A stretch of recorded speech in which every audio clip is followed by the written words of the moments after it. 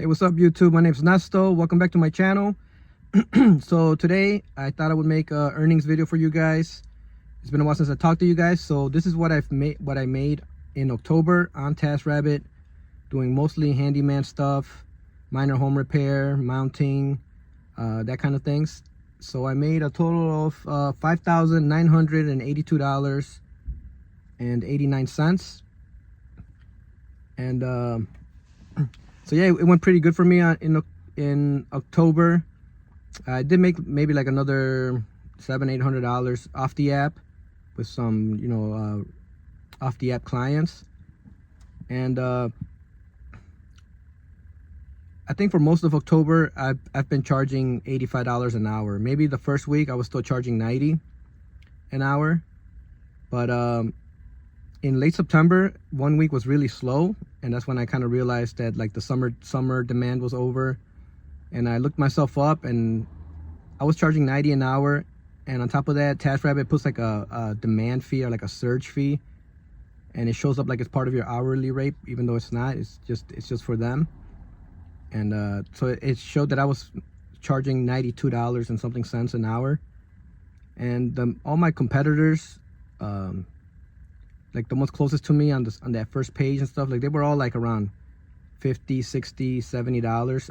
I didn't really see many even $80 an hour people. So I think that's part of the reason why it got so slow for me that one week. You log in and everybody's like at $70, and then they see me at $92 an hour, and it's kind of jarring, I guess. So I lowered it to 85 at the beginning of this month. And they still put that fee on there, so it looks like $87 an hour. But at least it's not over 90. I think that kind of turned people off. But yeah, like it's been going good for me. If you're thinking like, oh, like that I made a lot, there's other taskers that are making even more. There's taskers that are doing double what I'm making. I could only make this much because I have 3 kids, so my schedule is very limited. I try not to work weekends, and throughout the week I'll put my availability from 8 to like 5. I try to be home as early as possible, because once my kid gets home from school, he starts calling me, where you at, what time you're coming home, this and that. And also, like I don't want to be away from my family that much, so that's limiting my schedule right now. There were a couple taskers on the Facebook group that posted their earnings for October, and one of them made like 10 grand, another one made like 13 grand.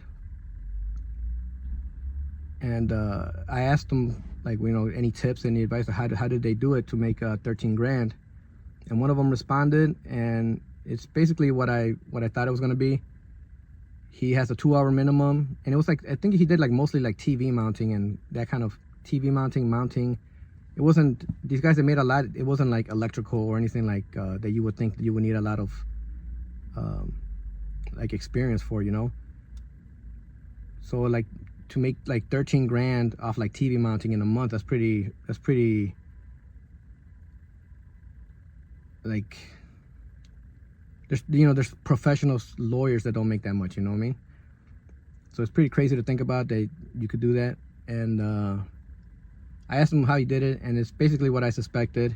2-hour minimum. I think he charges like $70 an hour, but it's a 2-hour minimum. Most TVs take you like a half hour. So instead of making $70 every job, he's making $140 every job, even if he's only there for like a half hour. 2-hour minimum, and then also he said he doesn't take any days off, so he just works all day every day. And that's how you would do it. There's no secret trick or anything like that. He's charging it. That's the only secret trick is putting a 2-hour minimum. And for like TV mounting, Best Buy and like companies like that do TV mounting, they'll charge you like $200 an hour. So it actually, for our customers, from a client's perspective, it's not a bad deal. $140 to install a TV, it's a pretty good deal. And then the other part is he doesn't take any days off, and he just works. You know, he's single, obviously. Well, not, I don't know if he's single, but he doesn't have family. So, you know, if I didn't have kids, if I wasn't married with kids, I'd be working all the time too. Because if you're getting paid by the hour, you know, then the only way to increase your money is to just work every hour you can. I'm not in that position anymore, so I just do what I can with what I got. And yeah, so I'm trying to consider doing a 2-hour minimum, because a lot of my jobs are only an hour. Like this job I did this morning, I went to this restaurant kind of thing, this little corner shop thing.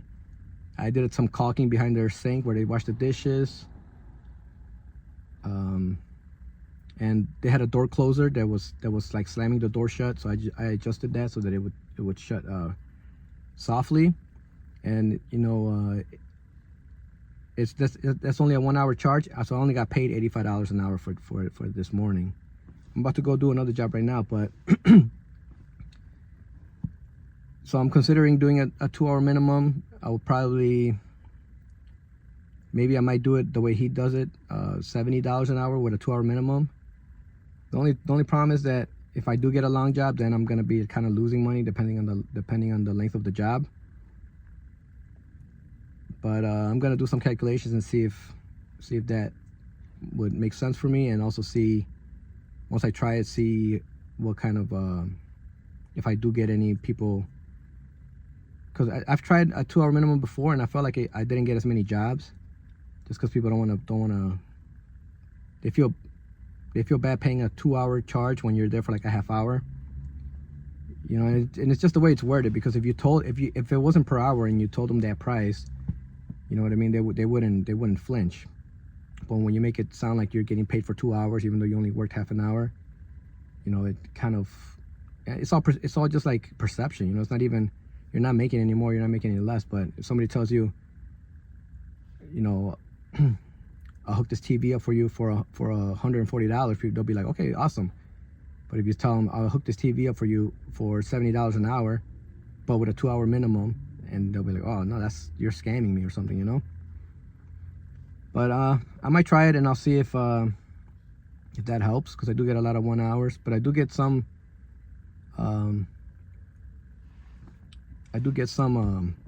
longer jobs too, so I'm not sure. So you know, there was just a handyman on YouTube. I forgot the channel's name, YouTube Handyman, I think, or something like that. And he went viral a couple of weeks ago because he made a video talking about how his handyman demand for his business went way down. And he was speculating about whether it's like the inflation, the economy, and all this and that. And I haven't seen it slow down like that much, but also I think I'm in charging $80, $90 an hour. I think I'm also my clients are more immune to inflation and those kinds of things. You know, when I go into these houses, like they're just like gorgeous mansions, I'm like, okay, the recession's not affecting them the way it's affecting me and others, you know. So I think that's part of it. I think if you were charging lower, like $40 an hour, at $50 an hour, I think a lot of those people are instead of hiring people, they're gonna try to do it themselves or live with whatever broken thing is in their house. But like the clients I have right now, you know, they'll call me just to come hang up some photos and stuff like that, you know, so, and they don't mind paying. And obviously I've been on Taskrabbit since 2016, so that has something to do with it. You know, I've built up a lot of jobs, a lot of 5-star reviews, and that's what gives me the advantage. Also, like, you know how I told you, this guy that doesn't take any days off and gets just TV mounting. Taskrabbit rewards you with their algorithm if you do that. You know, the more you're available, the higher up they rank you. The more jobs you complete, the higher up they rank you. That's part of the reason why I try not to take too many clients off the app. Because if you take too many clients off the app, then you could go a week or 2 weeks without completing any jobs on Taskrabbit on the app, and that's gonna lower your search results and all that. So it's kind of you kind of gotta weigh the positives and negatives about Taskrabbit. for me, it's working out just because they handle everything, the scheduling, and nobody's calling me in the middle of the night for this and that, and I have to try to get my scheduler out and try to find a day and time for them and all that. But yeah, like, share, subscribe. I'll talk to you guys later. I gotta go do this job. It's hanging, swapping out a chandelier for another light fixture, so it should be quick. And then I got one more job, and I'm gonna call it a day. All right, see you guys later.